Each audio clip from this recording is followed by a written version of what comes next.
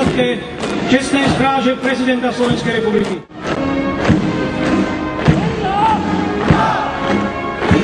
Skvelé meno Slovensku v zahraničných vojenských operáciách a mierových misiách robia príslušníci, ktorí sú zaradení vo všetkých operáciách medzinárodného krízového manažmentu. L-410, L-30 a Jarmatis. Najväčším bojovým účelovým zoskupením ozbrojených síl Slovenskej republiky. Tieto vozidlá tvoria hlavný vrúd techniky mechanizovaných vojsk. Kompatibilným delostreleckým systémom so systémami NATO je 155 mm samohybná kanónová húfnica Zuzana Božena, ktorý vo svete zachránil stovky životov.